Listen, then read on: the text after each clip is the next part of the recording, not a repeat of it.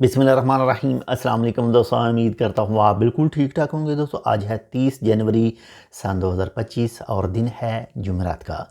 दोस्तों आप तमाम दोस्तों को हमारी तरफ से शाबान 1446 हिजरी का चांद मुबारक हो। तो दोस्तों ओमान के महकमे औकाफ़ की तरफ से पहले ही जो है वो बता दिया गया था कि 31 जनवरी सन 2025 और बरोज़ जुम्मतुल मुबारक को ओमान के अंदर यकम शाबान होगा। तो इसी के साथ ही नंबर 1 पर जो न्यूज़ है वो है जी ओमान के अंदर टोटल गाड़ियों की रजिस्ट्रेशन के हवाले से। तो दिसंबर 2024 के लास्ट तक, जो दिसंबर 2024 के आखिर तक ओमान के अंदर जो टोटल गाड़ियों की रजिस्ट्रेशन हुई थी वो हुई थी जी 1.7.5 मिलियन, यानी 1.75 मिलियन। और इन 1.75 मिलियन में से गैस करें कि कौन सा रंग है जो सबसे ज़्यादा फेवरेट रहा, जो सबसे ज़्यादा रोडों के ऊपर आपको नज़र आया और सबसे ज़्यादा रजिस्टर हुआ।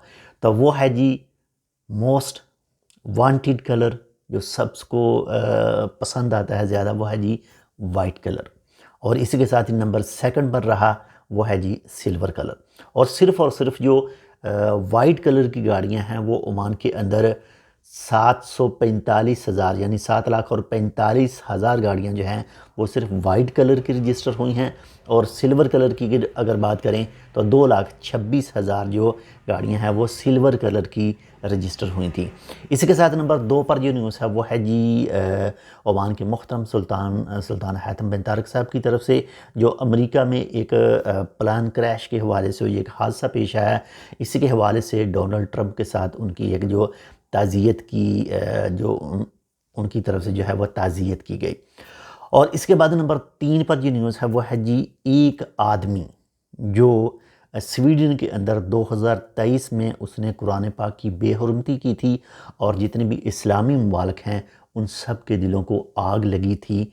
और जो भी मुसलमान था वो सब इस खबर को सुनने के बाद में आग बबूला हो गया था और सब के जहन में यही था कि कहीं ये आदमी हमें मिल जाए तो हम इसको पकड़ कर जो हैं वो ज़ुदोकोब करें, इसको मारें, इसको तबाह कर दें। क्योंकि हमारी बहुत ही प्यारी किताब, हमारी मोस्ट जो प्यारी और हमारे दिलों में बसने वाली किताब है कुरान पाक, तो उसकी बेहुरमती की थी। और आज जो है उसके हवाले से खबर आई है कि जिस शख्स ने वो कुरान पाक की बेहुरमती की थी 2023 में, उसको किसी ने गोली मारकर जो है वो हलाक कर दिया गया है, उसको हलाक कर दिया है। इसके साथ नंबर 4 पर जो न्यूज़ है वो है मिनिस्ट्री ऑफ ट्रांसपोर्ट की तरफ से जो है वो एक एग्रीमेंट जो साइन हुआ है और वो हुआ है जी डोल कैरिज वे। और ये डोल कैरिज वे बन रहा है जी रसूत से मकसेल, यानी रसूत मकसेल जो रोड है ये डोल कैरिज के लिए जो है मिनिस्ट्री ऑफ ट्रांसपोर्ट की तरफ से साइन जो है वो एक एग्रीमेंट हुआ है। और इसकी तकरीबन जो लागत बताई जा रही है वो 35 मिलियन ओमानी रियाल बताई जा रही है। इसके साथ नंबर 5 पर जो न्यूज़ है वो है वीज़ा के हवाले से।